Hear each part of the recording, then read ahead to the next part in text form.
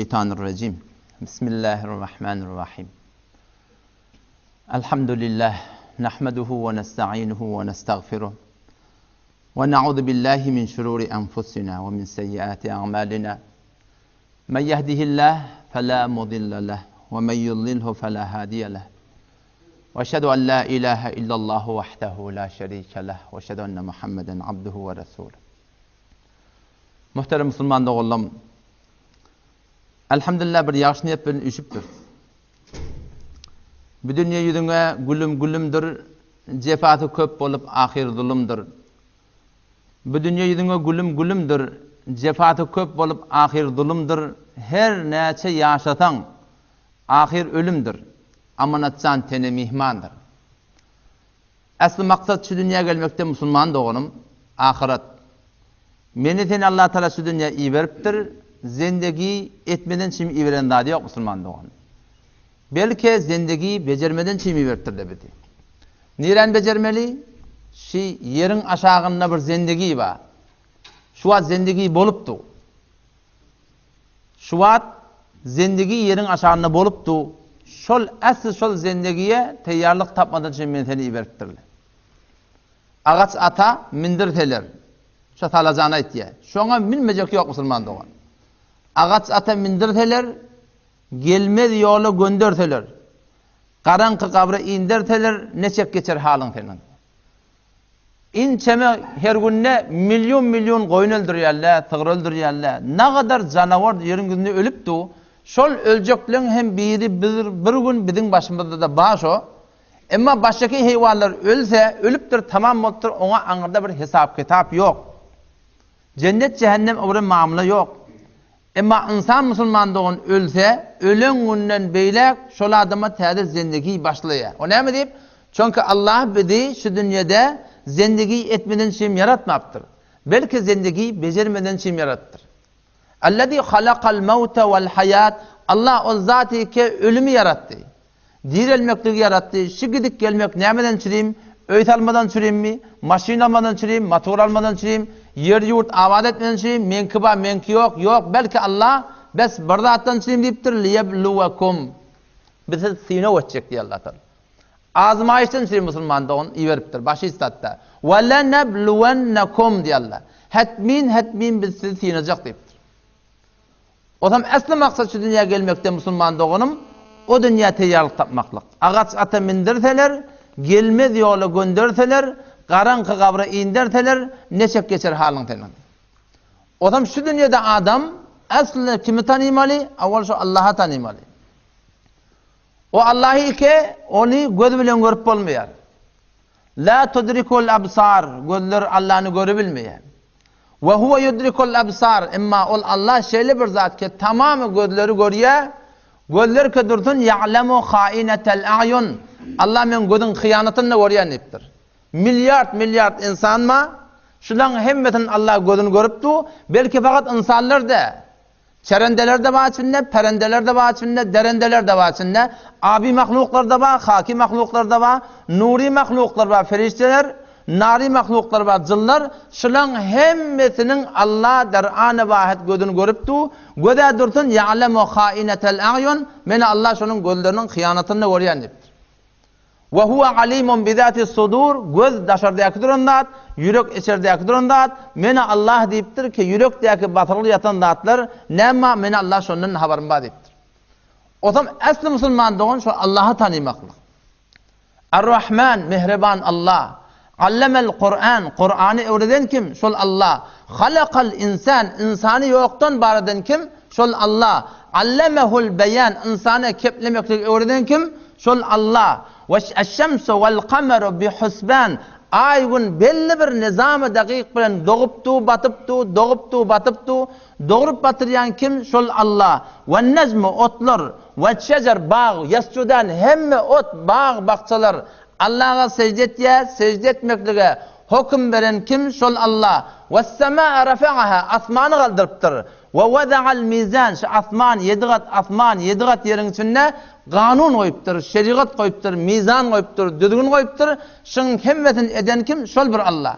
Nämeden çimedipdir? Fakat insana bir zady düşündirmeden çimmiş. 7 kat asman, 7 kat yer insana bir ulaqon peyami var. O näme? Alla tatgaw fil mizan. Asman 7 kat yer, 7 kat asman, şu alem cihanna görünüp duran zat insana bir peyami var şoň. Näme diye? Alla tatgaw fil mizan. Ey insanlar, asman men Allah'ın hukmuna göre, yer Allah'ın hukmuna göre, gün Allah'ın hukmuna göre, ay Allah'ın hukmuna göre, derya Allah'ın hukmuna göre, tamam mahlukatlar ebru, badu, maha, felek heme derkaren tatunani be kefariyo be gaflet nakhori heme az bahre to sergeçte o ferman bordar şart-ı insaf ne başet kötü ferman ne beri. Bas. 7 kat asman 7 kat yerin bir tane peyamı näme? Alla tatgaw fil mizan. Biz asman bolup Allah hukmundan çıkamdak. Biz yer bolup Allah hukmundan çıkamdak. Biz bağlar bolup Allah hukmundan çıkamdak. Biz dağlar bolup Allah hukmundan çıkamdak. Biz deryalar bolup Allah hukmundan çıkamdak. Senin o insan hem näme? Senin Allah'ın hukmundan çıkmadı. Ve aqimul wazna bil qist. Çekende doğruca çek. Mitrlende doğru mitrle, keplende doğru keple, gızavet edende doğru gızavet et, muaşeret edende doğru muaşeret et. Ve aqimul wazna bil qist ve la tukhsirul mizan. Şeriattan kemmedi. Vel arda Allah şol zat wada'aha yeri yarattı. Kim için? Lil anam. Tamamı mahlukatlardan için Allah yarattı. Ve tamamı mahlukatlar kimden için yarattı? Ve huvellezî halaka lekum ma fil ardı cemi'a. Şol Allah şol zat ki yerin yüzündeki hem zatları insan için yarattı Müslümanlar.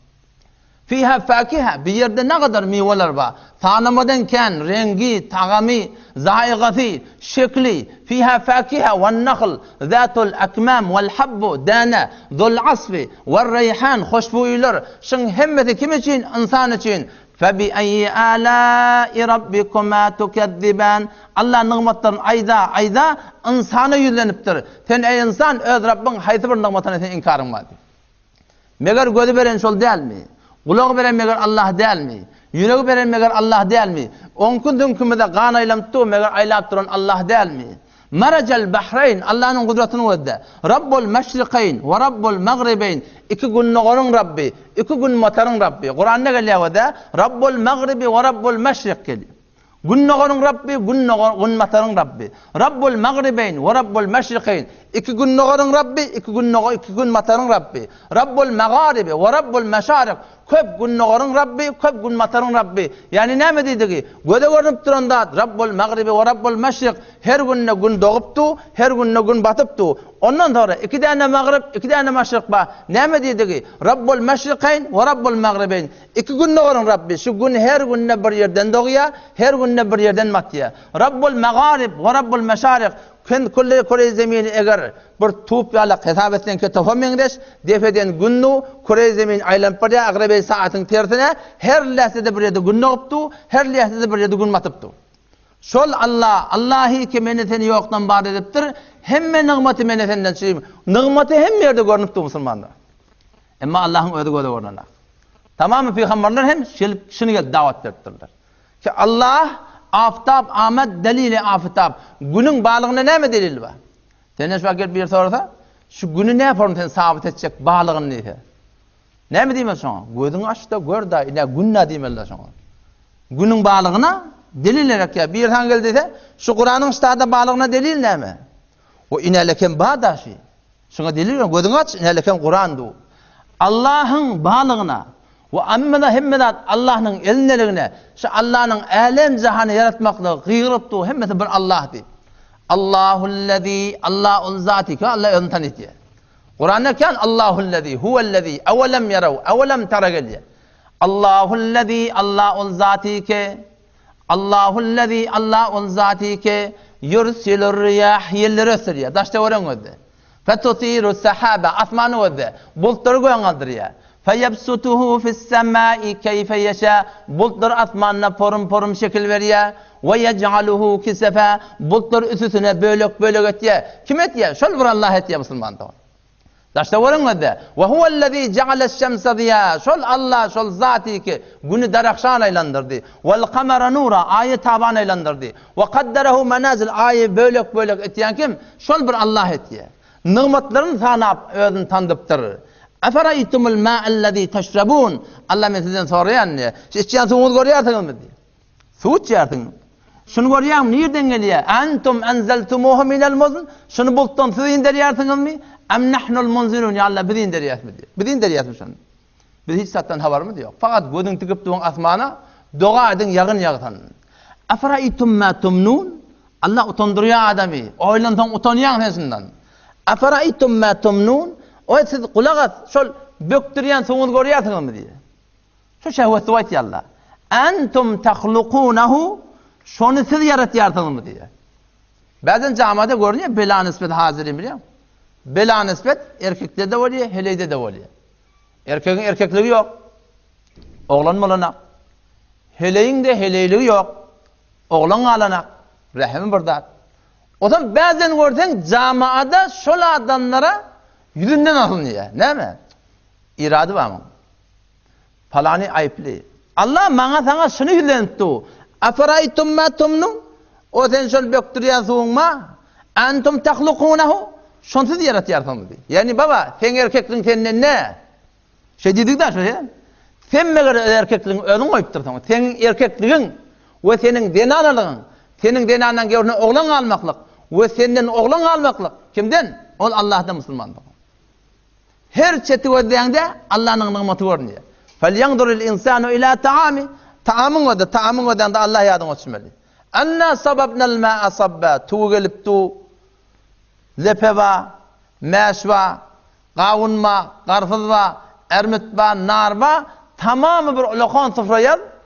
An awwal ahyryny nigmat döküldün. Kim yaratdyr? Hada halqullah. Allah'nyň yaradanlary şular. Falyanzurul insanu ila ta'ami. Ta'amyň öde sen nerden geldin? Anna sababnal ma'a sabba. Defeden biz ýagdyrdyk diýär. Thumma shaqaqnal arda shaqqa. Siz ekip gömüp gaýtdyňyz. Yeri yardyk, biz yardyk diýär. Fa ambatna Allah biz gögörtdik diýär. İnnallaha faliqul hab. Bişek şol Allah dänäni ýaryan. Ve nawa şänigde ýaryan şol ölüp ýatan däne.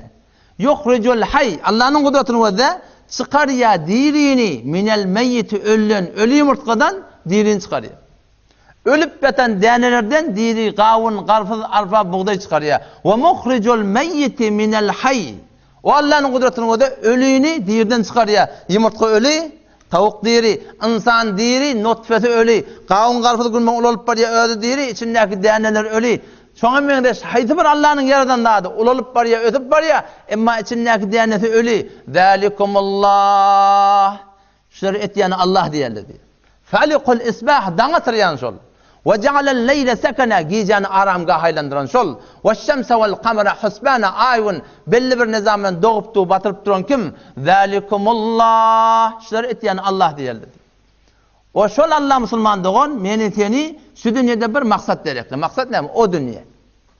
Belli gitmeli. Emma her wagt her zaman adamlar bolupdyr. Bela nispeti hazirin adamlar bolupdyr. Kıyamet öwlap dirilmeli. Yamaşsadan bir zindegi boljak, şuna durup jak-jaklap gülen adamlar bolupdyr musulman dogan.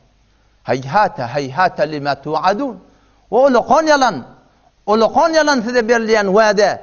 7 gat asman tüne cennet ba, 7 gat yerin aşan cehennem ba, ölüňden sonra zindigi ba, yamaşladan hesap kitap ba, ebedi ýaşamaly. Bu boljak zatda in hiye illa hayatuna dunya. Zindigi dünya diýdi. Namutu ve nahya. Görüpdi, ölüpdi diýerdi, gidipdi, gelipdi da ve ma nahnu bimab'utin. Öwrläp dirilmek ýok diýdi. Sap-sady inkar ederlemişdik. Sap-sady. As ibn Vail geldi diye. Peygamber sallallahu ýanına. Kafirlaryň başlyklarynyň biri. Kabristandan tüň tap geldi. Kimiň tüňki? Adamlaryň tüňki. Geldi diye Peygamber mübarek çehreniň öwüne. Fafattahu beyne yedey tüňki şeýle awratdy diýär. El bilen. Yele verdi diye. Ya Muhammed cevap verdi diye. Eyyeb'atallahu hada ba'da ma arim. Allah şun dirilder mi çürüyenden sonra? Nerede dirilmesi dedi?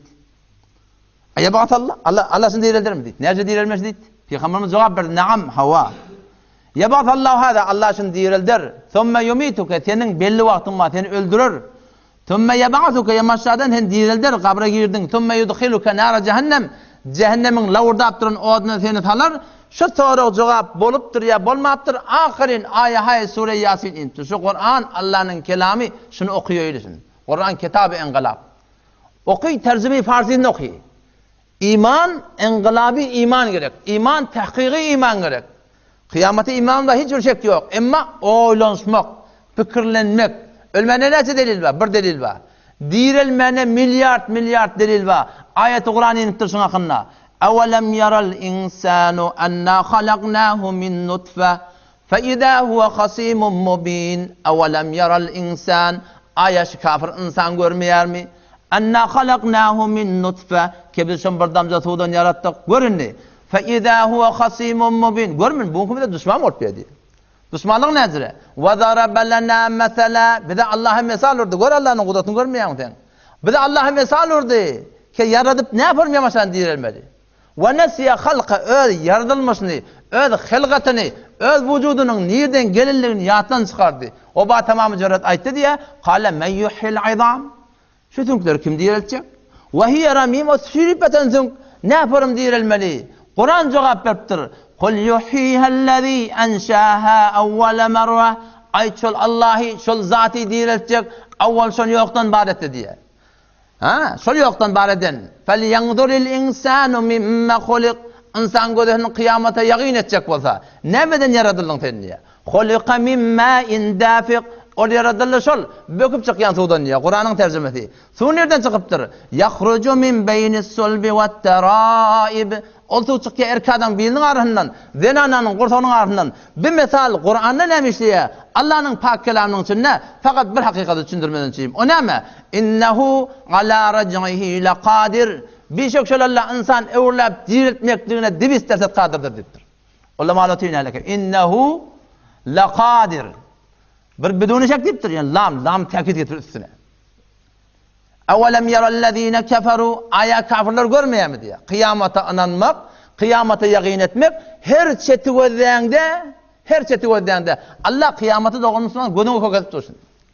Evelem yerellezine keferu aya kafirler ki kıyamata inanmayanlar görmeyenler mi? Ennallâhellezî halakas semâvâti vel ard Birçok Allah ki asmanları yer yarattı. Ve lem ya'ye bi halqihinne Şu asmanı yer yaratmaklarına dermanda uyadamadı. Bi kadirin ala en yuhyel mevte Ayet Allah kadir der mi ölüleri diriltmekte gidiyor. Cevap verin bana diye. Eleyse zâlike bi kadirin ala en yuhyel mevte Ayet Allah kadir der mi ölüleri diriltmekte gidiyor. Ha Müslüman doğan bir sonra yakinimiz var. Her buta, her dane, her yannak, her qarağan, her yılgın, her qargı, her alma bağ, her nar bağ, hemmedesin adamlarda sünyada bilet ya insan ölecek kadın, dirilecek kadın. O zaman aslı maksat Müslüman doğanım şol gün. Ruzi ki be dünya amedi oryan, biz şu dünya gelemede yalangıç dünya geliyor. Ve yalangıç ben ağlap dünya geliyor şu dünya. Ruzi ki be dünya amedi oryan, cem'i beto khandan buden do to geryan. Ruzi ki be dünya amedi oryan, Ruzi ki be dünya amedi oryan, cem'i beto khandan buden do to geryan. Kari bekoney dost ke vakt raftan, kari bekoney dost ke vakt raftan, cem'i beto geryan başen do to khandan. Maksat şu dari. Hadis okudum Peygamber sallallahu ya ki insan için iki tane menzil var. Allah iki tane öy tayarlaqıptır. Menzilun fil cennet bir öy var bir de için Allah tayarlaqıptır cennette. Ve menzilun fil nar bir öy tayarlaqıptır Allah Teala cehennem için. Öderin ödeye kan ediptir Müslümanlar. Meni senin ömründe iki tane yol ve hedeynehun necin Allah biz iki yol koyduk diye. Kalıptır öderin ödeye kan. O zaman şol Allah'a razı etmeklik, şol Allah'a imanlıkta taşmaklık, şol Allah'ın dünya ahirette rızayetini ile getirip hem dünya hem ahiretten abad etmeklik ne mi? Yekece bir yol var. O da ne mi? Muhammed Mustafa sallallahu aleyhi ve sellem'in idini düşmek. O da dertimiz de bu mani namaz. Mani namazın dertimiz ne etti? Ettehiyyat okut. Şebi Mirac'ın dastanı. Ama Şebi Mirac'ın dastanı yetmeden önce onun bir mukaddeması var. Mukaddemesinden girme oluyor. Peygamber Huda sallallahu aleyhi ve sellem Mekke'de davet verip gitti. Gözünün önüne yaralarını vuruyorlar, yençerler, horlayarlar. Yasir şehit boluyor. Sümeyye şehit boluyor. Belal Habeşi radıyallahu anh ulu kon bir daş, bir adam götürüp bilen daşta 2-3 neferi götürüp zordan getirip kurtonuna koyup şu kadar işkence oluyor. Ama Peygamber'de edafa takat yok. Edafa Peygamber'de tedat yok. Neçe yıllar şu kıyınçılıklar berdaş etip gidiyorlar şöyle. Gel 9 yıl Mekke'de davet berip ketdi. 10-njy yıl davet berip beren wagtlaryna Abu Talib walawyinke iman getirmese de beter bir hoşgalp insandy diye Peygamber Aleyhisselam'ın bilece ağaty şoňa diye kömekçi boldy, Peygamberime kömekçi bolardy. O vaxtki 10-njy yıl bolanyn Salihun besetde Peygamber Aleyhisselam'ın ağaty da dünýeden gitdi. İnne haki kafirlara önküden meter muğiyet geldi diye Peygamber Aleyhisselam'a da beter iret vermekdigi. Awal yöne kep aýsala, gurrun aýsala, awal yöne kep kaktyrsala, yöne kep bir tane ursala, yöne kep bir kaptanın atpayaka bir tane bir bolar bolma kep ağacı kep aýsala, emma fiziki Peygamber Aleyhisselam aleyhine diye amel etmerdi dedi. Gel ipterdiler, üstüne bir daha okladılar, böyle fiziki amel yoktu diye. Emma vaktiki Abu Talib dünyadan gitti, alel elan fiziki amel etmeyendir dedi. Peygamber sallallahu aleyhi ve sellem Mekke'de namaz okuyuptu. O zaman o taraftan Ebu Cehil var, Utbe var, Şeybe var, Abdullah ibn Abi Muayt var, Ebu Sufyan var. Nece tane şu var kafirlerin başlıkları şu tadadı. Peygamber sallallahu aleyhi ve sellem cak-caklap Mekke'nin kaptanını görüşü oturdu. Mekke var Mekke. Mekke'nin kaptanının şehri var, tırlanacak yer var, aylanılacak. Şu tadı kafirlerin vaktinde şolun celesahaye siyasi ve içtimainin mekanı çıkıyor. Darun Nedve diyorlar. Şu tadı hay cak-caklap gülüp durlar, Peygamber'e namaz okuyuptu kaptanlar. Sondan birden Ebu Cehil etti ya, şu kaptanlar birden diyor ölüp yatıyor. Kim şunu gidip getirir? Karnını şunun üstüne koysun dedi. Peygamber'in üstüne. Ödüne birazcık bahse var şunu. Kıssa ve dastan ne? Bulup geçen bir hakikatçı. Peygamberimiz aytýardy: "Uditu fillah ma lam yu'da bihi ahad." Men şu kadar Allah'ın onuna idiyet görülim. Hiç kim men ýalyk idiyet gören nädir? "Ve ukhiftu fillah ma lam yukhaf bihi ahad." Men şu kadar Allah'ın onuna korkuldum. Hiç kim men ýalyk korkuldy nädir dedi. Şondan Abdullah ibn Abi Muayt bedbaht adam gidip men edeýin etdi. Gitti diye şol duyan garny, duyan çelemçeş, fortip anqyp atan duyan garny yarıp Peygamber üstüne vüs koyran, şon karnı çekip diye berden gödeşip de Peygamberimiz secdeye gideni şu getirip üstüne koydu diye. Men hen xiyavanın geçip barýan beri, medenne ne kadar narap bolýar.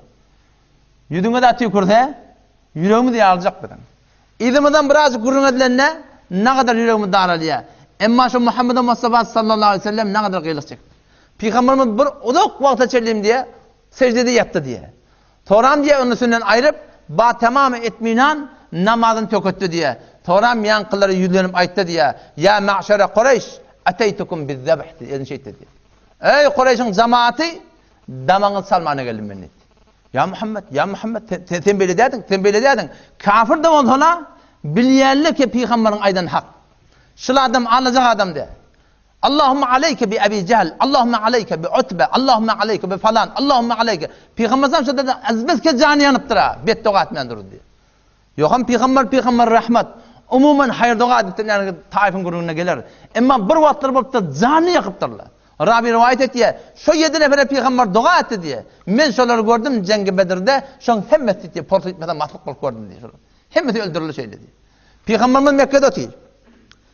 Mekke'ye yapılanı otuyor. O taraftan tebbet ya da Ebu Leheb Suriye tebbet iniptir. Ebu Leheb Peygamber'in ağının aleyhine. Keşi cehennemi deyip. O taraftan Peygamber Aleyhisselam'ın 2 tane gayri. Rukayye Ümmü Kulsum geliptir. Utbe bilen Uteybe diyen Ebu Leheb'in oğulları var. Şoňa bunu nikah ediptirler. Nikah ediptirler yani hiç zefaf, neziki bulundadı yok. O taraftan Suriye Ebu Leheb, Suriye Ebu Leheb iniye, Suriye tebbet iniye. Şondan niye Ebu Leheb oğullarına ayttı diye. Doğruca barsına talak bırakın kendini. Enede de deyit diye. Eğer kıyıllarını talak vermeseniz, emen tüydüm haram diyen yalıp kurun ayttı diye. O zaman biri Utbe galiben. Şu tadı oturun talak deyit diye. Ama o biri Uteybe olsun, o nimetti diye. Peygamberimiz otuyor Kabe'nin kenarında. Tamam Kureyşiler daşlarında tavaf edip gelip amali cahiliyeti bilen. Tamam Saran-ı Kureyş otuyor. Muhtelif adamlar gelip şundan koloylap, piyansam yakanını tırkülep. Könünü yırtıp kıydın talak deyip. Şu cemde kıyıp doğru. Tedavet ödüne vakti görsün. Ne kadar narahati, ne kadar kıyınçılık, nemeden çilim? Şu dinden çilim Müslümandan. Başladıktan çilim de fikret ve din ileden hemin türü gelin mukadip. Ne kadar kıyılık çekittir Müslümandan olsun. Adam sondan Peygamber Aleyhisselam 10. yıl olanına Taif'e karşı gitti diye. Taif bir kitapta okudum. Peygamber Aleyhisselam'ın dahiler şu demiştik diye. Dahi yegen, daş dahi yegen de olsa Türkmen öyle aradan tiyile ya. Araplan arasında doğan kardeşi tilemaklık hasdan has ödarını ravaşmıştık. Peygamber gitti ya şolon yani. Bir kişi ehli Taif iman getirip de bir bay keşfer, bay şehir başla. Taif dedigi, şun daş çevrene ulaqan bir divar çekildi. Kulli şehrin tavaf eden yalaqşı şehri şuna göre onun adına Taif koyupturlar. Bir avudan bir beter bir serseri bir şehir. Peygamberimiz umid var mı diye bir kemallah şu Taif'in adamları iman getirip de baştaki adamların iman getirmekine sebep bolar. Gel kim bilen gel? Zeyd ibn Haris radıyallahu anhu Peygamber Aleyhisselam oğulluğu bilen bile gelýärler. Adam umumen belli de bir milletin arasına girende, bir kavmin arasına girende öwünçek tataşmalı kim? Şoň kavmin ulaqan başlyklaryna tataşmaly. Barıpdyr kavmin ulaqanlaryň ýanyna. Mes'ud diye, Habib diye, Abdiyaleyl. Üç tane başlyklaryň arasynda şeýle men Allah'ın peygamberi. Ondan sonra da siz bana iman getirin.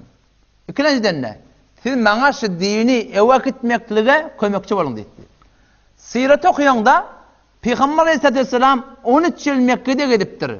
13 yılın 3 yılı bir penhani davet bolupdyr. Galan oğlunu elel elan davatta şu 10 yılın içinde Peygamber fakat bir zadyň izinine gidip Mekke'de galypdyr.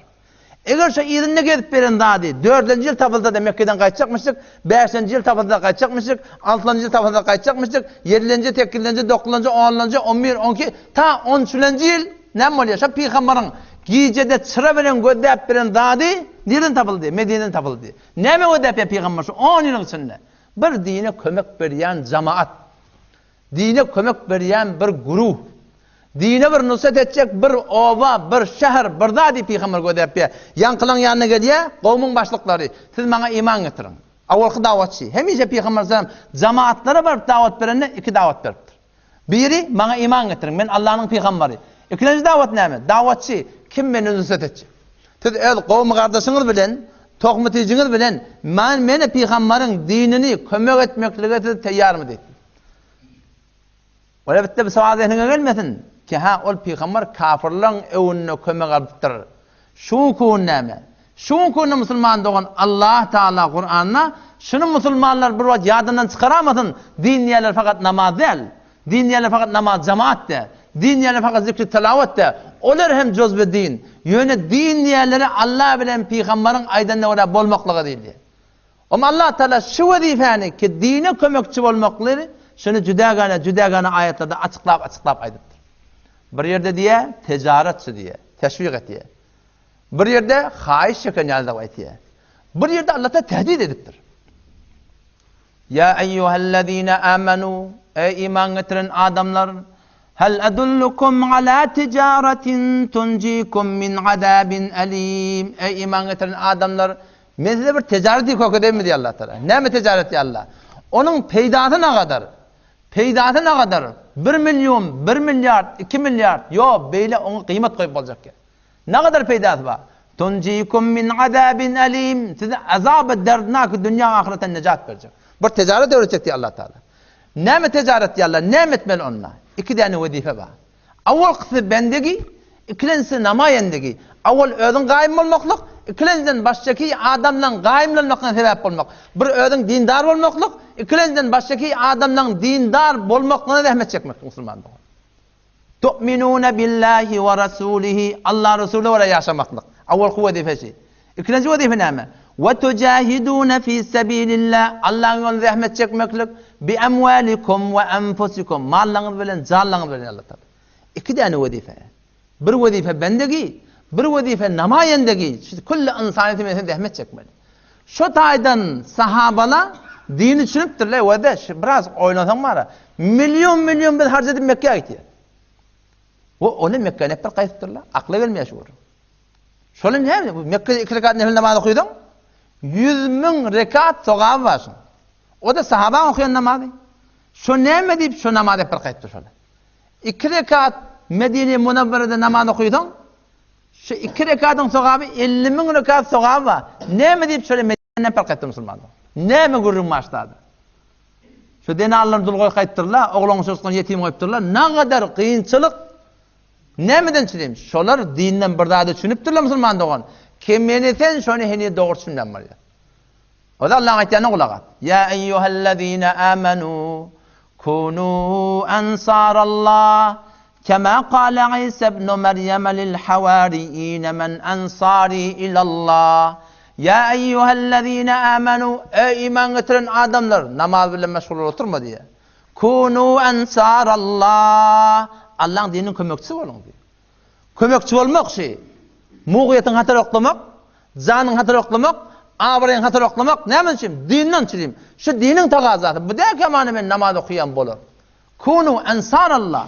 Kema kâle İsa ibn Meryem. Hemçinin ki İsa peseri Meryem lil havariyin ödü yoldaşlarına ayıttı diye men ensari ilallah. Şavat o da takaza ettir.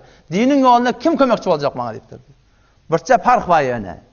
O Kur'an Allah şuna aytdı ki İsa peseri Meryem aydıptı kim bana dinin yoluna kömekçi olacak deyip bana sana Allah aydıptı musulmanda. Kunu ensarallah Allah'ın dininin kömekçisi olun. Peygamberimiz deyiptir de din yerleri ne mi? Ya Peygamberden öğrenil dini. Din yerleri ne mi? Ad-dinu en-nasiha. Ad-dinu en-nasiha. Ad-dinu en-nasiha. Din yerler hayırkahi. Din yerler hayırkahi. Din yerler hayırkahi. Sahabalar soraman ne yaptı? Limen ya Resulallah? Kime hayırkahi dedi. Kime hayırkahi etmeli ya Resulallah? Onna avval lillah dedi. Allah hayırkahi. Allah hayırkahi. Allah hayırkahi ne etmeli? Allah'ın dinine hayırkahi. Allah'ın dinini kılpati, ahkamatlar devulpati, hicab elden gidip var ya, namus elden gidip var ya, layık bulup oğun emir cavan oğlan bilen 20 tane soru gidiptir internete giriptir. Kullen materyalist bolugly, layık bolugly 20 tane soru bir tane yani olaka mobillerden eline var. Adam şöyle vaqt olsa kitabı ödüyor. O men soru sondan etiyor adam. Soru sondan etiyor. 20 tane soru etti. Allah tevfik kılıp men cevabını verdim. Ben ahir dedim hiç okuyan kitabın neyme dedim. Onda bir kitap yaptılar kafirler. Naqd-ı Kur'an. Kur'an'ı ödeyallarından naqd ediptirler. Yarça ağırıyım ki men bolayın. Allah tevfik kılıp men şuna cevap verdim. O bir kıyındatı yan cevapları. Bir dini kömekçi olmak şu muğiyeti Türkmen Sehra'da. Sen görüyordun ha. Hicab elden gidip var ya. Namus elden gidip var ya. Gayrat elden gidip var ya. Cavallar ne kadar mutat bolugly. Muhtelif şebekayı interneti mahvaran sunnen. Yok zatları kanıvalarda köküdüp. Yahudu Nesara ki biz elimiz kavuşurup gayril mağdub aleyhim ya Allah. Bizi qahrqadan salan adamlar var. Şu Yahudiyle şolun yoluna salma vori. Vele zallin gumrah bulunlar var. Ola Mesihiyle şolun yoluna salma vori. Yahudi Mesihi bu kunşu interneto baştaki şebekalan sunnen. Doğru bizim öyümünde ötü musulman. O zaman şuna kömekçi olmak gerek. Ama Allah Teala'nın hayiş ediptir. Ya Resul Peygamber'in aydın var pariyadında. Ne? Din yerler hayır hayi. Kim için? Allah için. Allah hayır hayi. Ondan sonra veli Resulihi dedi. Peygamber'e hayır hayi. Peygamber'in sünnetleri devlettu. Peygamber'in aydınına uğra edilenak. Peygamber'in şeriatına uğra bolunak. Cedid yollar dörediliptir. Şonun qabalına zahmet çekmeklik gerek. Ne mi çireyim? Sünneti yerine getirmeden çireyim. Haydi burada hatta sünnet musulmandı. Ve le'ammetil mu'minin tamam imanlı adamla umum musulmanlığı hayır hayi dedi. O zaman şu tayda musulmanlığın dini Peygamber şavaşıran etken taqazası bir iman getirmektir. Ondan söyleyeyim kim bana kömekçi olacak dedi. Peygamberimiz kömekçi gözde Salih daha mı behsetinde. Şu 10. yılda şu dağda Medine'den bir 5 nefer geliptir. 12 yıl neçe geliptir? 12 nefer geliptir. Sonraki yıl neçe geliptir? 71, 72, 73 nefer geliptir. Geliptirler Peygamber bilen gollaşıptırlar. Peygamber sallallahu Medine alkıptırlar. Peygamber sallallahu 13 yıl Mekke'de qalının sebebi näme? Şol bir arka ödep musulmanlığın qaldı. Yankılarına davet berdi. Gel bana iman getirin. İkinci näme? Bana şu dinin hakkında kömekçi olun dedi. Ne yaparım ben hurdasına qoyayım? Önküce de size aytdım ha. Her vaqt her zaman hakikaten her hürmetli dağa. Kavatla dedi ama Allah'ın qataytiye. Qataytma yuvaş aytma ngurun der o. Sen hakkı her nezrayda dağa. Her nezray şimdi onun adını tafırıyor. O da olmaz şu adını ettirmeyin, hücrenin adını ettirmeyin. Hücreden kullan kavga verdi ben yani. Nemeden süreyim? Tezkirul Evliya'da birden destan mı? O ise Karani rahmetullahi aleyh hakkında. O ise Karani rahmetullahi aleyh hakkında destan Tezkirul Evliya'dan At-Tarnun Şabir'e mensup. Onun içinde galagaş dağıtılırken, ratbe yabız kan dağıtılırken, içinde taylamalı gurulurken o deyiptir baba şu o ise Karani'nin gurulun içinde geliptir ki Peygamber'in dişi cengi Uhud'da şehit bolanına şol haydi deyişte ul qalib bunu deyiptir ondan sonra bunu deyiptir ondan sonra bunu deyiptir Otılık edişin dövüptür. Babaş akla jor gelmeye. Şeye neftine zulüm etmeklik, şu tezkirde olayan gurunu kabul etmeli. Wow, bunu var. Evliyaları diye. Baba bir tahqiqi bir kebay diptir. Yok, Vehhabi boluptur bi. Hücreden çıkıp kolluk. Obadan çıkıp gitti, o jergelane gitti. Ahlafi gurun adamı. Yok babacan. Şu awal bir gurun ayılıp verenmiştik. Şu mukanında bir kebay diptir. Indi şu awal aydan kep bir formunu kavuşacak böyle soňutyny diýerli ýerler. Edahy gurun musulmandyk. Qatayt ýa Allah'ın qatayt ýa ýoşa ýerle gelibersin, aýdyp bersinler. Her wagt, her zaman hak aýdylypdyr. Şuňa güni musulman dogan garşy durulýar. Maksat näme? Maksat öýlerden soramandy. Osam şu taýda musulman dogan dinde iki däne wezife. Hawa maňa iman getirin. Ikinciden maňa kömekçi bolun. O bir diýdi. Şeýle ödetdi. Hudaý senden başga adam tapmadım peýgamber etmeýän diýdi. O bir diýdi. Mene temin asan kirpleşek ýa men diýdi. Sen eger yalançy bolsaň, yalançy diýdi. Dogurçy bolsaň da sen aýdanyň başa bela getirip etdi. Hudaý seni gördüm diýdi. Peýgamber bolar diýdi, iman getirjekän. Onu şu gurun öde aramızda qalsın. Ola qaldırmadılar diye. Derhal haber verdi daştavrany. Değerli defekleri tayak çamak bilen, daş tertek bilen, tedek bilen üýşürdiler diye. Näme? Şu geçek yeri vardır. Peygamberimiz aýlanyýar şähriň içine. Her gaýty ýüzün turşdy. Muhammed Emin sallallahu aleyhi ve sellem ýüzün turşdyr ya. Maňa taňa bugun gün biz musulmançylykda geljek, ýüzün bide hiç kim turşutmaz. Hiç kim bide ala ödemesin. Emma oňa ödelipdir. Şondan Peygamber bulary hakyt ýüzlenjek bolýar, ýok, gulagat ýan ýok. Peygamber de bir ýoldan çykyp gaýtjak bolýan kafirler de sur beripdirler. Iki ýolun iki gapdalyna duwurlar. Wurun şu däliň nipde, lap näme bolsa wurlar diýdi. Zeyd ibn Harisa öýden seper etdi şeýle. Peygamber şey, wurmaň şunu, wurmaň şunu. O benden kelletine, ýüdügüne diýip. Peygamberin gapdalyna, o peygamberin on gapdalyna, Peygamber sam şol daş terteklerden kewşgan atdy, mübarek. Bir rivayetde gelýär, bir alimden estim ýalan bolmasyn. 18 kilometr peygamber kavurdu diye. Peygamber vuruyalla yıkılya. Yamaçtan kaldırıyalla diye. Yamaçtan yenip deriyal diye. Vura peygamber şöyle yol alıp götür. Gel zordan kaçıp attılar diye. Utbe bilen Şeybe iki tane kafirin başlıkları. Bağları var. Peygamber bariya şeyle karşı adam şu bağın içine girdi diye. Adam anırdan Utbe bilen Şeybe gödeşi otildi. Ki Muhammed geldi sallallahu aleyhi ve sellem. Şu Peygamber şu bolup duran ýagdaý ýüdüwesi wöz koýrançylyk, çiş, taşlar dağlar çaşygly, ayakka köwüşdi, gandan nolugly. Şu borum duran halatyna kafirin rahmindi.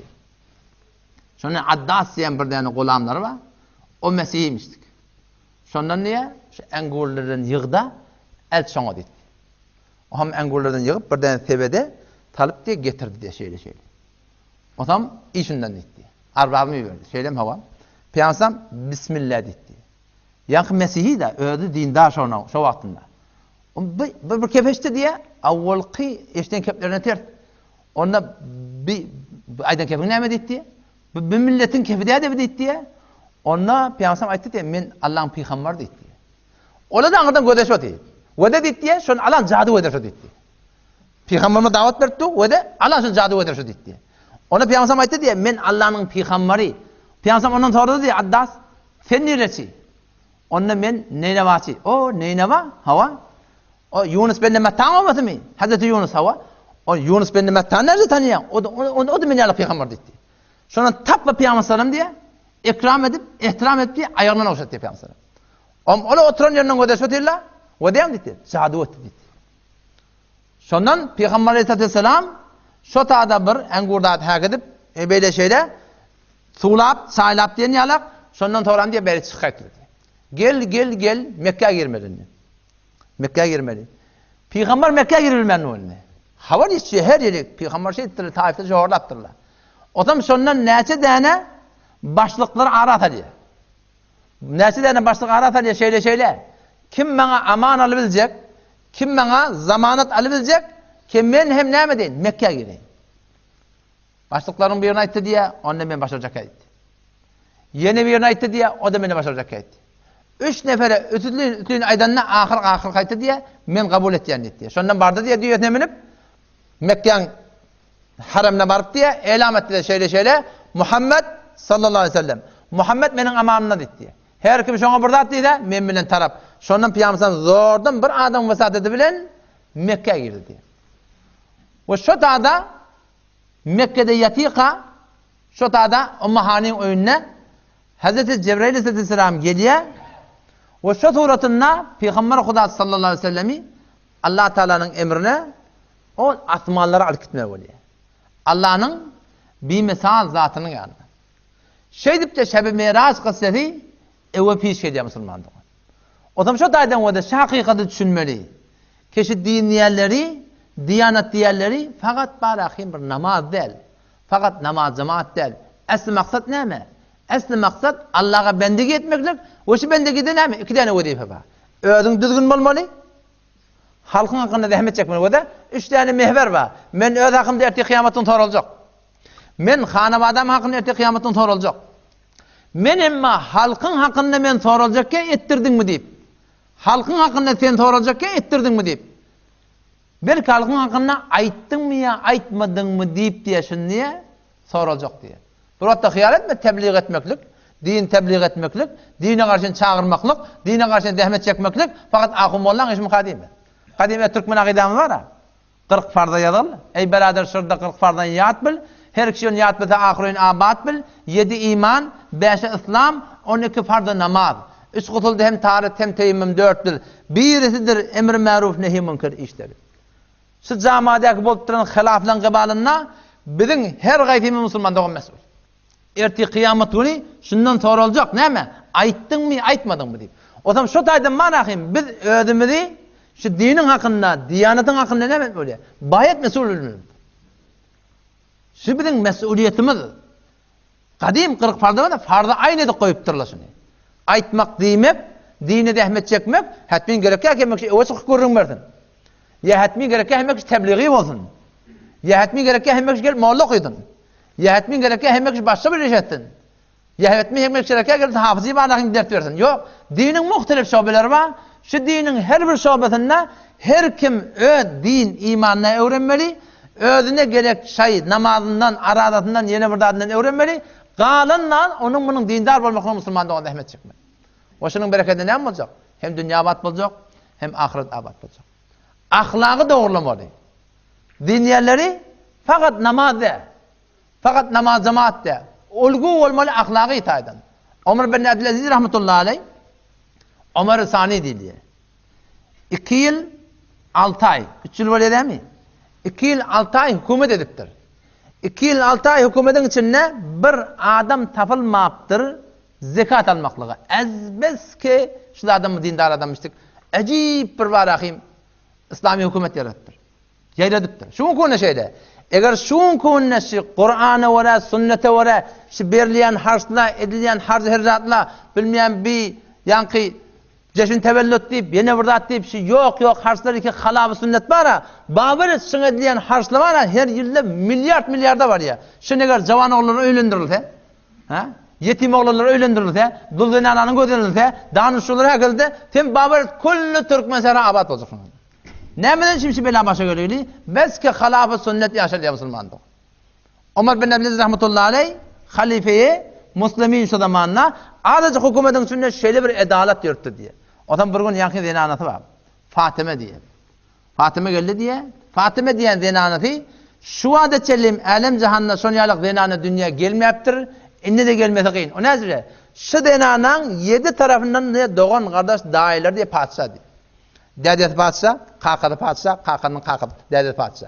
Evet adamın padişah var diye, onu da doğan padişah, onun şeyde 7 taraf taş devrenden padişah diye. Bir hasin denanamıştı. Sondan niye? Vakti halife-i Müslümin geliye, halife oluyor. Halife olandan sonra o denanını yüzlerim ayttı diye. Geçen halife şunun dedeti. Bu da şunun körökönü. Hop. Şol dedin Beytül Mal'dan alan kızılları var. Tamam bu kurduk şey doğru. Ya şolları Beytül Mal'a koyuyorsun. Yoksa da benim cüda olma olayan dedi. O dedi ki ben şundan çüreyim te ne çekeyim dedi. Şun o nefsette olsa ben te ne çekeyim. Me dedi şu dursun Beytül Mal bakıyor. Gariplikte yaşap yerler fakat bir ailecek aliya nemeden şol yankı Beytül Mal'dan. Odan bir gün denahı geldi diye. Şeyle ya Ömer neme? Ayet yakillak geliyor.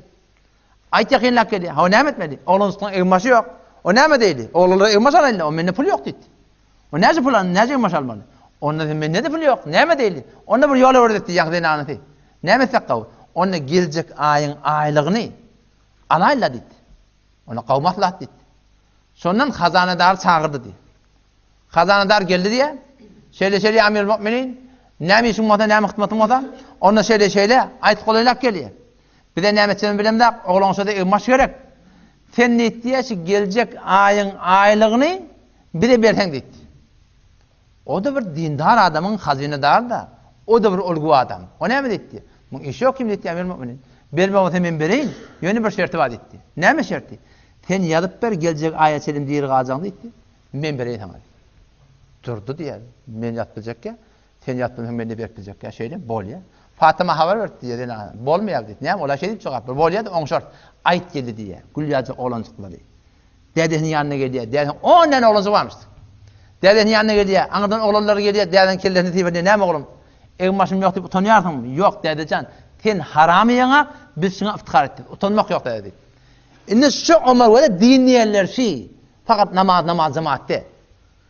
Din diýerler şi. Odam ýanky öljek bolupdyka, gysar ýaty. Odam ýankylaň ýanynakylaň bir ya Ömer ya Amir Müminin. Sen oglan goşaň menen bir işi etdiň, hiç kim seni denak dedi. Näme etdim? Sen bulan hemen garyp goýup barýan dedi. Dikeldiň onu men dedi. Dikeldip oturtdylar ýanky. Onu wede dedi. Eger men oglan goşagym Allah bilen Peygamberin aýdanna wara bolsa, Allah şulan özüne kafi dedi. Eger men oglan goşagym Allah Peygamberin aýdanna wara bolmasa, men gaýrym ýok, näme bolsa şo bolsun dedi. İdýanyň aýtdy diýe, gözüme ýaşyl zatda görünýär dedi. İdýanyň dünýeden gitdi diýe. Ekitdiler diye kabrın başında. Kabrın başına ekitdiler şol, talajany goýupdyrlar, kabrga gödeşipdirler, kabrga içine talajak bolarlarına, kabrın içinden bir dana şeýle kagys çykýdy diye. Gelip diye Ömer bin Abdülaziz rahmetullahi aleyh gorsagyna gonu diye. Görsele diye ýadygıl diye. Bara'atun minallah li Ömer ibn Abdülaziz minennar. Şibr azadi namaşy. Ömer bin Abdülaziz'e Allah'ın odundan diye. Yüzü gödi ayın 14 ýylak edi. Ayın 14 ýylak yüzü gödi vardı diye. Musulman doğan dine eger bir gaýym dursak, diyanat eger bir gaýym dursak, şunun bereketine dünýäň da abat boljak, ahiret da abat boljak. Şol sonra Ömer bin Abdülaziz rahmetullahi aleyh oglonlary bigadri baýdy, garyplykda olan. Emma Allah berjek diýse, kim onu ýaşap musulman doğan? Otam şu taýdan inşallah himmet edeyli, bes bir kelimeni biz düşünmeli. O da näme? La ilahe illallah Muhammedur Resulullah. Şu aten şu musulmançylykda ne kadar müşkilat bar. O men hem şahym onu bilenap. Men näme deyin? Şu din meni näme diýär? İslam meni näme diýär? Kur'an meni näme diýär? Bes musulmandan bir çekip düşünmeli. Bir kepi düşündüňmi? Bes hemme zady düşündüň. Şu kepi düşünmesen hiç zady düşünüp bolanlar. Düşünen mukadiyan düşünüp bolanlar. O kelime näme kelime? La ilahe illallah Muhammedur Resulullah. Kelime la ilahe illallah Muhammedur Resulullah. Bana diýerler kelime bir nokta. Bir nokta kelimesi. Şu bir nokta kelime, bir nokta musulman diýär musulman doğan. Ama buňky musulman zendiginde nokta kan. Beýtmelinde o näme diýip, şeýtmelinde o näme diýip, bu formalda o näme diýip, näme ba. Baba, nokta gerekki Allah nämedir, Peygamber nämedir, sadadyr. La ilahe illallah diýende şygada ýeňiljek dodan emilana. Şu ýeňiljek kelime musulman doğan şunu düşünmeli. Peygamberden sahabalary şu kelimeni aytma kala düşünüpdirler. Otam aydallarına da var akıllap şonu düşünüp şu ne misliye şonu düşünüp aydıptırlar musulman doğan. Ama biz aydıptır, düşünmeyen aydıptır. Otam biz şu atışın ne mi diyenimi de anlamadak doğru. İskeplerinde ne mi? Hem ekşi biliyar akıyım. Şu kelimeyen düşünmeli önce. Peygamber'in aytiya o da hadis ayetmen gurrum çok ödeyin. Men kâle la ilahe illallah muhlisan dekhalel cenne. Her kimi ki la ilahe illallah'ni içi canibinin ayta cennete girecek dedi. Oğlum sahabeler soraman koymaptır. Qile ve ma ihlasa ya Resulullah ihlasını aytmalıydın. Sen ihlası näme diýdi diye. Men nazire bilen kelime hakkında men muhlis. Peygamber aytdy diye en tahcizehu en maharimillah. Şu kelime la ilahe illallah şun haramdan qalmaly. Şu kelime la ilahe illallah şunu Allah bilen Peygamberin aydandan tertatdan alqalmaly. Nazir qalmasy. Polis alqalmalylar onu. Adamla men görämasyn diýip günäden açmalylar. Yok, şu kelime alqalmaly. Doğan kardeşine ırtıva olamayın deyip günahdan asmalla yok. Şu kelime şunu alqalmaly. İyiliğin arasına ırtıva olamayın yok. Şu kelime şunu alqalmaly. Polis rahnamayı da başka bir nahat da hiç kim bes şu bir kelime şonu haramdan Allah'ın peygamberinin aydan terten alıp kalmalı. Näze alıp kalmalı? Ha, şu kelimeyi düşünüňde şunýardyň, oho, men söz berip durýan Hudaýa. Namart kimdir biler bolsaň, her iş diýseň, diýer baş üstüne. Adam aýyş kılar bolsaň, hiç tapylmaz iş üstüne. Şu kelimeyi düşünüňde näme bolýar bilýärmi? Günäkär bolanyň bilýärmi? Olakan bir döwletdaş. Şeytan geldi diýär da bir wagt. İblisin leşkerleri geldi diýär. İblisin leşkerleri geldi diýär. İblis aleyhisselam'ın yani näme? Adamlardan ola biz biçare etdi diýdi. Näme etdi meger? Bize bulara günah etdirýär. Günah etdirýär, tamam? Günah etdirýär. Ondan sonra burada gece tövbe etýär. Ondan sonra Allah tegi mehriban. İnnallaha yuhibbut tawwabin. Allah tövbe etýärler, gawur edipdir. O burada tövbe etýär. O bilen tamam çykanda hemen hiç diýdi. İblis näme diýdi? Gaýga etmän diýdi. Näme? Ýakylda bir jamaat türerek diýdi. Näme? Günah etjekler togap bilmejek diýdi. Şu jeşin tebellidi meger günah togap üstüne aklym näme? O jeşin tebellid diýip duran zadyň tefsiri Kabulide getiripdir. Firavunun sünneti şey. Şol günah bolup duran zady togap diýip tutýar. Näme diýip? Çünkü la ilahe illallah Muhammedur Resulullah düşünmän etdir. La ilahe illallah jolla kaha wallahu wa wallami ismillahu wa jodlahu wa kullahu wa perkiyahu wa Allahu wa şu la ilahe illallah düşündüň, şu bir miniatür musulman dogan şeýle öňünde goýşuny. La ilahe illallah iqrar bendegi işi. Men Allah'a bende boljak diýdiň. Muhammed Resulullah tariqy zendegi işi. Her kim her näme diýär? Jeşin tebellid tutmalymy? Tutsun miniatür şeýle. Şeýle gödeşiň içinde. Kur'an'da, sünnette, Hanefi mezhepte bami. Yok da şey. Cevap berýär sana. Ya. Falan iş etmelmi? Tut şoňa garşy şunu. Cevap berýär sana. Ben falan toýa çagyrýarlar. Şu miniatür la ilahe illallah Muhammed Resulullah etene de Hanefi mezhep tut şoňa garşy. Şu toýa barmalymy, barmalýarmy? Ayal falan egmaş etliýär. Şu tagaza etdi da tut şu miniatüre garşy. Cevap berýär sana musulman dogan. Biz şu kelime wara ýaşamaly. La ilahe illallah. Allah'dan başka men layığı ibadet hiç kim bilmeyen. İlahın manatı bir manatı hakim. İlahın bir manatı ferman reva. Vakti men diyen la ilahe illallah. La ilahe la hakime illallah. Men Allah'dan başka alem cehennem hakim tanımayan. La ilahe illallah. Alem cehennemin Allah'dan başka ferman reva tanımayan rivayetlerin. Bes alem cehennem Allah'dan başka hakim yok bolsa, alem cehennem Allah'dan başka fermanrava yok bolsa, şu coğrafyayı bi intihada Allah'dan başka hakim yok bolsa, bes näme etmeli? Men dilim bilen Allah'dan başka hakim yok diýip turna. Şu coğrafyayı vücutta da fakat Allah'ın hakim etmelidir. Onun hakynda kim bilen uruşmaly? Nefsin bilen uruşmaly. Nefseto misli şotor hotperverest. Şu nefs var ya, şunde umeli. Derdilimen la temena ses besiydi. Pes evvel bayet es-seri khod gözerken. Öňçeden ödüň de umeli. Nefseto misli şotor hotperverest. Hotperest و خودسوار و خودسرست. مرد شو آور زمام او بکر. تو نفسی لجانه ترمeli. Taşevi gevher eğer başı khazaf. Her ke ber khod niz fermanış revan, biradem ki özüne şu coğrafyayı vücudumda men vakti gözüm hifazet edip bilmeyen, dilim hifazet edip bilmeyen, gözüm onun bunun namusunda yalan gelipdi, gıybet gelipdi, töhmet gelipdi.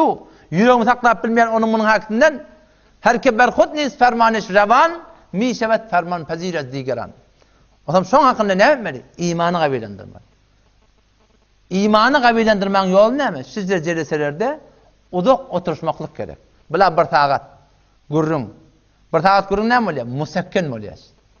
Şefaat tapjak bolsak, derman boljak bolsak, öz bilýän zadyňa amal etmeklige iman gazanjak olan musulman dogan, şuna hem söhbeti artmaly. Ki inşallah Allah tawfik berse, öwretimiň hakynda inşallah bir jeletemiz var. Biz 4 saate Allah tawfik berse, şu omçalymyzda jelete goýjak bolýar. Sizin de hem jenen tagaza inşallah taala o jelete başlandy bize aýdar. Gelin 24 saat Allah Resulü bilen yaşaydın. Şu muhit-i salimda, şu bir saatte ne kadar nuraniyet geliyor? 24 saatte, 4 saatte ne kadar nuraniyet artacak? İmanın kabiliğine, o namazdan gurun bolýar, namaz zamattan gurun bolýar, din diyanattan gurun bolýar, şunun birekden dünya ahiret abad bolacak. O zaman şu taýda inşallah taala öz hakkımızda, hanım adamın hakkında, o şekelasın hakkında, hücren hakkında, baştaki dini hücrelerin hakkında, baştaki hareketleri ki İslami, onun hakkında dua edeyin ki Allah Teala hemimize tawfik bersin ve bizim nämesin dünya ahiretimizi abad etsin. Vesselamu aleyküm ve rahmetullahi ve berekatuhu.